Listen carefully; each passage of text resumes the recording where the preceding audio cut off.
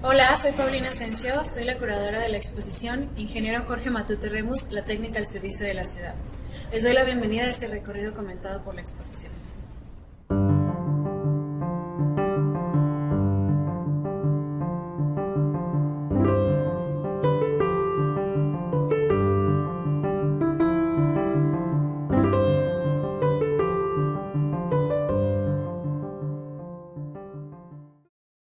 La exposición se aproxima a la vida y el trabajo del ingeniero Matute Remus a partir de una selección de objetos personales, materiales de archivo, obras de arte históricas y comisiones de artistas contemporáneos. El proyecto surge a partir de una investigación en el acervo del Fondo Histórico Ingeniero Matute Remus, que actualmente resguarda la Biblioteca Pública Juan José Arriola, y se complementa con entrevistas con algunos de sus familiares, bibliografía sobre el ingeniero y conversaciones con artistas que viven y trabajan en Guadalajara. A 110 años de su natalicio y 20 de su fallecimiento, el año 2022 es un momento ideal para homenajear a un personaje que fue una pieza clave tanto para el desarrollo urbano como cultural de nuestra ciudad. En 1950, el ingeniero Jorge Matute Remus imaginó, planeó y ejecutó una de las hazañas más importantes en la historia urbanística de Guadalajara: el desplazamiento del edificio de la Compañía Telefónica Mexicana mientras las operadoras seguían trabajando en el interior. A través de la labor de un excepcional equipo de ingenieros y trabajadores de la construcción, el edificio fue recorrido 12 metros, incluyendo un ligero movimiento de rotación, sin interrumpir la comunicación de la ciudad. Si bien sus conocimientos de ingeniería y el rigor científico fueron indispensables para organizar una coreografía de palancas, rieles y concreto, el éxito de la operación se debe a la imaginación, voluntad y personalidad de Matute Remus. Lo primero que podemos ver cuando entramos a la sala es una escultura en bronce que representa el edificio de la Telefónica. Esta escultura fue entregada al ingeniero en el año 2000 como parte de un homenaje por su labor. La escultura se encuentra sobre un pedestal con recubrimiento de concreto que, a través de un motor y unas pequeñas rieles, se va desplazando lentamente de un lado al otro del muro. Este movimiento es muy sutil y casi imperceptible, lo cual, en su propia escala, hace un eco a la forma en que se realizó el movimiento de la Telefónica. La exposición propone dos argumentos principales. Por un lado, la idea de que para mover un edificio no es suficiente ser ingeniero. Para lograrlo, se requirió también de pensamiento creativo y una gran imaginación, así como las relaciones humanas y sociales que permitieron que el ingeniero y su equipo pudieran realizar con éxito el desplazamiento del recinto de 1.700 toneladas. La pieza de Gabriel Rico, del lado izquierdo de la sala, comprende muy bien esta idea. Una colección de objetos de distinta naturaleza, rocas, cerámica, neón y hasta una langosta de plástico, están dispuestos a manera de fórmula matemática, que más que proponer una operación o solución científica, pone en diálogo ideas y pensamientos que provienen de distintas fuentes de conocimiento. Por otro lado, la exposición genera una genealogía de pensamiento creativo en Guadalajara. Hoy en día, en la práctica e ideas de muchos artistas, podemos notar una importante influencia del trabajo de los arquitectos identificados con el movimiento moderno, para quienes la labor y esfuerzos de los ingenieros fue crucial para su formación profesional. La exposición se divide en 5 núcleos temáticos que se aproximan a distintas facetas de la práctica profesional y personalidad de Matute Remus, a partir de reconstruir distintos procesos de trabajo y de pensamiento. La exhibición está marcada por una línea que recorre la sala a lo largo y cambia de color con cada núcleo. Comenzamos con el primer núcleo, marcado en amarillo, que reconstruye la personalidad e intereses del ingeniero a partir de algunas de sus pertenencias, piezas de correspondencia y un par de retratos.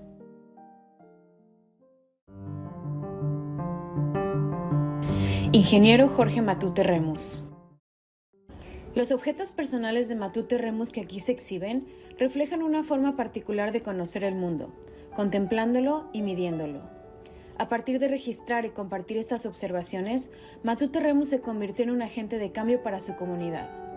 Curiosamente, entre los instrumentos de medición numérica y mecánica característicos del oficio de ingeniero, como las reglas de cálculo o el teodolito para la observación topográfica, encontramos también objetos que sugieren otras formas de relacionarse con su entorno. Por ejemplo, la cámara fotográfica que le permitía capturar imágenes y procesos, o el telescopio con el cual contemplaba el firmamento.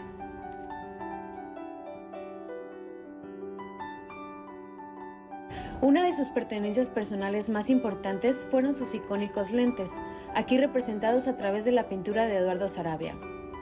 Como parte de su serie sobre fragmentos robados de monumentos públicos, Saravia hace un guiño a la estatua de bronce que representa a Matute Remus empujando el edificio de la Compañía Telefónica Mexicana.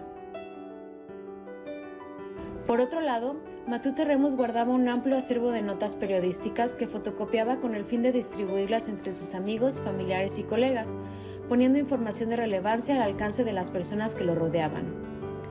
Compartiendo conocimiento a través de la palabra escrita, Matute Remus entraba en contacto con su comunidad a partir de relaciones, afectos y reflexiones. Una mirada a sus posesiones permite vislumbrar que a la par de su práctica como ingeniero, Matute Remus era un hombre cercano a sus lazos y herencia familiares y una persona preocupada por el bienestar de los demás. Para Matute Remus, medir, documentar e informar se convirtieron en herramientas fundamentales para proponer, crear, solucionar y compartir.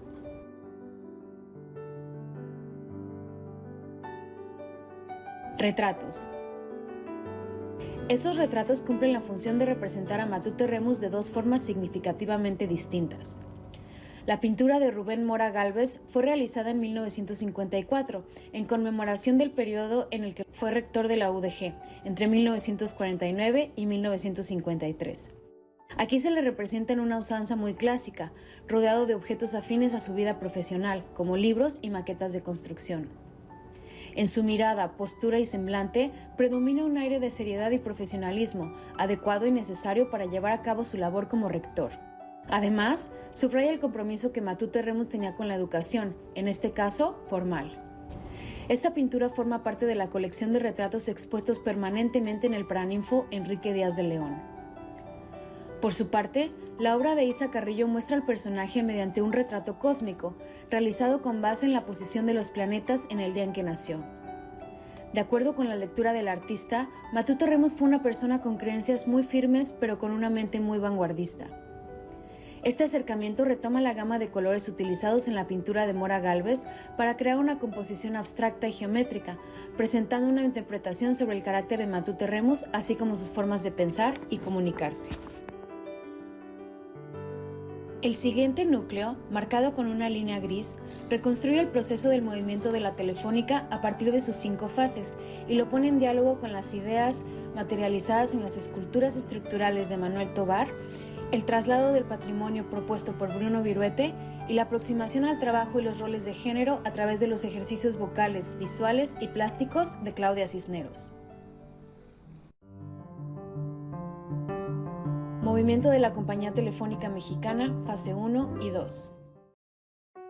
A finales de la década de los 40, durante la ampliación de la Avenida Juárez, el edificio de la Compañía Telefónica Mexicana, ubicado en la esquina con Donato Guerra, se convirtió en un obstáculo para la planeación urbana.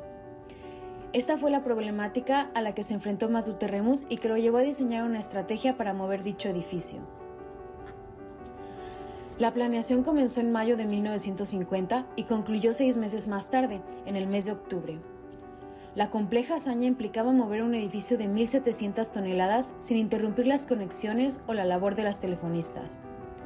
El movimiento fue realizado en 5 días, durante los cuales el edificio se desplazó 11.82 metros, además de girarlo para alinearlo con la avenida.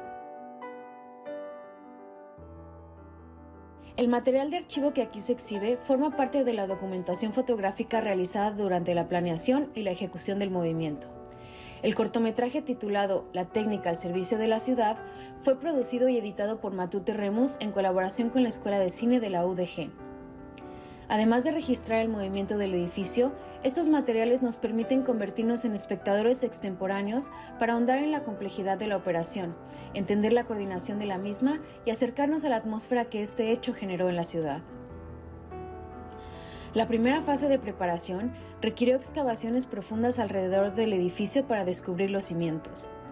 En correspondencia, las obras del artista Manuel Tovar instaladas en la sala ponen en evidencia un esfuerzo por develar las estructuras constructivas y exponer la materialidad y procesos creativos de las mismas, en los que predominan la madera, el metal, el concreto y la cimbra. Estas esculturas arquitectónicas generan un ambiente que luce inacabado o que se encuentra en proceso, similar al que se generó en la esquina de Juárez y Donato Guerra hace más de 70 años. En un segundo momento, las columnas descubiertas se abrigaron con casquetes de concreto para generar un nuevo punto de apoyo que pudiera soportar el peso del edificio. En este sentido, las dos piezas de Tovar juegan con la idea de los sostenes estructurales como parte fundamental para pensar en una estructura funcional de una construcción.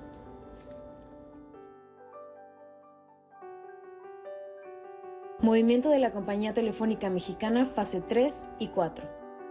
Durante la tercera fase de preparación, se instalaron 1.800 metros de rieles sobre los cuales se desplazaría la estructura. En esta línea, Bruno Viruete hace una reflexión sobre la posibilidad e implicaciones de trasladar el patrimonio, invitándonos a pensar en la utilización de vehículos para el movimiento de inmuebles, es decir, aquello que en esencia no debería de ser movido. Mientras Viruete propone el uso de un tráiler con una plataforma, que también nos recuerda la forma en que se trasladó el monolito de Tlaloc desde Puebla hasta la entrada del Museo Nacional de Antropología en la Ciudad de México en 1964, para Matute Remus fue el estudio de los sistemas utilizados por los trenes lo que le permitió imaginar el movimiento de la Telefónica. Generada a partir de conocimiento ferroviario, la estrategia consistió en colocar 4 vigas de acero dispuestas de forma paralela sobre los rieles ya instalados, debajo de las 26 columnas del edificio. Posteriormente, se alinearon 480 rodillos bajo las vigas, las cuales permitieron el desplazamiento de la construcción. Este proceso de deslizamiento es acentuado a través de los dibujos a carboncillo de Viruete, que fueron realizados a partir de los detalles de las estructuras de vigas, rieles y rodillos utilizados por Matute Remus. En la cuarta fase del proceso, se cortó el tramo inferior de las columnas expuestas para alzar el edificio, desprendiéndolo del suelo. La estructura se mantuvo siempre balanceada gracias a los casquetes de concreto que distribuían el peso de la Telefónica. Movimiento de la Compañía Telefónica Mexicana, fase 5. Durante la quinta y última etapa del movimiento, entre la multitud de personas que se congregaron emocionadas para presenciar la hazaña, un grupo de trabajadores debía concentrarse en seguir las precisas instrucciones de los ingenieros y accionar las palancas en sincronización con los comandos de Matute Remus en un altavoz. 1, 2, 3, 4, marcaba el conteo que generó una coreografía de palancas, rieles y concretos. A través de la comunicación entre dos puntos de la sala, Claudia Cisneros redirige la atención desde los procesos constructivos hacia las personas, sus experiencias y sensaciones al momento del movimiento de la Telefónica. Por un lado, tenemos a los trabajadores de la construcción, la fuerza física y humana al exterior del edificio que activa el aparato dinámico. Trabajando bajo el sol, algunos de ellos usaban gorritos de papel doblado. Del otro lado vemos a las telefonistas, enfocadas en desempeñar su labor de forma eficiente e ininterrumpida, a pesar del sinfín de ruidos de la construcción que sucedía justo afuera y de que su lugar de trabajo estaba siendo movido con ellas adentro. Aunque procuraban continuar con sus quehaceres, algunas se concentraron en intentar percibir el movimiento observando fijamente un vaso con agua, mientras otras se asomaban sonrientes por la ventana.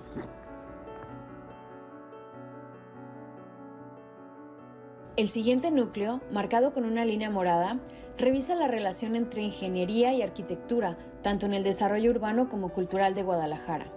El trabajo de José Dávila es una serie de imágenes en las que proyectos arquitectónicos y de escultura pública son recortados, dejando solamente el contexto en que se ubican. De estas siluetas podemos distinguir obras como la Torre de los Cubos de Fernando González Gortázar, El Pájaro de Fuego de Matías Geritz o Los Arcos del Milenio de Sebastián, todas creadas después del movimiento de la Telefónica que también aparece en la serie. Ingeniería y arquitectura. A lo largo de su vida, Matute Remus estuvo en constante diálogo con sus colegas, tanto ingenieros como arquitectos. De hecho, mientras desempeñaba su cargo como rector de la UDG, Matute Remus apoyó firmemente al arquitecto Ignacio Díaz Morales durante la planeación y consolidación de la Escuela de Arquitectura. En este proceso, se invitó y se gestionó la llegada de un grupo de profesores extranjeros como parte del programa educativo. Entre ellos se encontraban Eric Kufal y Matías Geritz. Matute Remus y su familia desarrollaron una amistad especial con este último y con su esposa, la fotógrafa Marianne Gast. Esta escultura de Geritz ha sido objeto de polémica desde su creación. Concebida como un homenaje al muralista José Clemente Orozco, las formas abstractas de la talla en madera no fueron bien recibidas por el sector artístico de la década de los 50, bajo el argumento de estar muy lejanas a ser un verdadero homenaje. Después de haber sido instalada en el Paraninfo Enrique Díaz de León, apuntando hacia la cúpula que alberga la obra El hombre creador y rebelde de Orozco, la escultura fue retirada clandestinamente. Poco tiempo después, bajo la advertencia de posibles consecuencias para los responsables, la escultura fue devuelta y quedó bajo el resguardo de Matute Remus. En referencia a esta anécdota, en el año 2008, el colectivo Lipo realizó una réplica de la escultura en poliestireno que fue colocada fuera del Museo de las Artes de la UDG. El siguiente núcleo, marcado de color verde, explora distintas formas en las que el ingeniero impulsaba la diseminación de información y el acceso al conocimiento tanto en ambientes académicos como en sus círculos familiares y afectivos. Ciudadanos informados. Uno de los intereses constantes durante la vida y trayectoria de Matute Remus fue la educación. Además de su labor como profesor universitario, resalta su disposición para originar novedosas estrategias para socializar información y de pensar en la educación y sus alcances como una red de relaciones que puede ser construida desde diferentes espacios y de forma constante y orgánica. Por ejemplo, durante muchos años, Matute Remus publicó una serie de textos en el periódico El Informador y generó distintas reflexiones en colaboración con el grupo Forojal. Además, a pesar de haber sido servidor público en varias ocasiones, Matute Remus entendía que las necesidades comunitarias trascienden la burocracia y la política. Por esta razón, en varias ocasiones publicó textos francos y críticos bajo el seudónimo José Nicolás, combinando su labor pública y su vocación de escritor para el servicio de la ciudad. Los alcances prácticos e impacto de Matute Remus en el campo educativo se pueden observar también desde acercamientos fuera de los circuitos académicos. En particular, a través de la diseminación constante de información mediante la distribución de recortes de notas de periódico y la creación de panfletos y otros medios de difusión accesibles. A través de distintos ejercicios de autopublicación, su labor educativa se convirtió en una actividad cotidiana, activa y sumamente reflexiva. En esta línea, la serie de dibujos de Javier Barrios presenta una tira cómica sobre el movimiento de la Telefónica. En esta versión lúdica e imaginativa de la historia, dos edificios se comunican entre sí y comparten sus experiencias de desplazamiento. Entre las temáticas recurrentes de estas notas y publicaciones se descubre el interés de Matute Remus sobre asuntos más allá de la ingeniería y la ciencia. Muchos de estos textos abordan problemáticas y soluciones a asuntos de bienestar social y desarrollo humano. En particular, la serie Comer bien con poco dinero presenta una investigación a lo largo de los años a través del registro y comparación gráfica de los precios de los productos de la canasta básica y el salario mínimo. A partir de esta información, Matute Remus proponía una lista de compras que fuera costeable y que permitiera que las familias tapatías llevaran una dieta saludable y balanceada. Otro ejemplo de lo transversal que era la educación en todos los aspectos de su vida lo vemos durante sus años como director del Sistema Intermunicipal de los Servicios de Agua Potable y Alcantarillado, SIAPA. Durante este tiempo, Matute Remus implementó estrategias para la capacitación del personal y, en particular, impulsó un programa de educación básica certificada. Esto nos ayuda a conectarnos con el último núcleo, marcado en color azul y que tiene que ver con el uso y conservación del agua y el paisaje lacustre. Agua, rocas y el lago de Chapala. Desde la mirada y experiencias de Matute Remus, hablar del lago de Chapala envuelve conceptos como añoranza, cuidado, raíces, bienestar, potencial y recuerdos familiares. Chapala es un lugar que toca fibras personales y detona conexiones especiales que le impulsaron a procurarlo en todos los sentidos, desde lo afectivo hasta lo técnico. Matute Remus creció en la región y era descendiente de una línea de ingenieros que se interesaron por el estudio y conservación del cuerpo acuífero más importante de Occidente.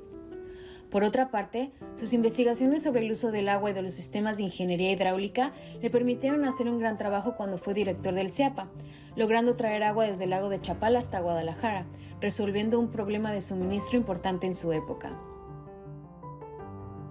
Por otro lado, en la sala se exhibe la colección de rocas recolectadas por Matute Remus. Cuando iba de viaje, el ingeniero recogía y catalogaba rocas y minerales, así que esta colección se compone de pequeños elementos de distintas partes del mundo. Estos fragmentos son testamento del significado que Matute Remus le otorgaba a la singularidad de los espacios donde el agua estaba presente.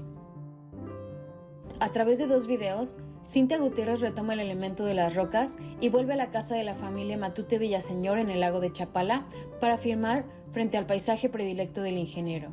La proyección presenta un reto a la gravedad, en donde un personaje lanza piedras al lago para hacer patitos. Este pasatiempo requiere que la física juegue a favor para evitar que las rocas se hundan y, en cambio, reboten sobre el agua. Estas acciones repetitivas de aparente sencillez pueden resultar en procesos efímeros y muy complejos. De forma similar, en el video observamos en un plano detalle la textura de las rocas de Chapala en un juego de pesos, donde la disposición de los elementos se torna en un factor clave para el sostén de la estructura.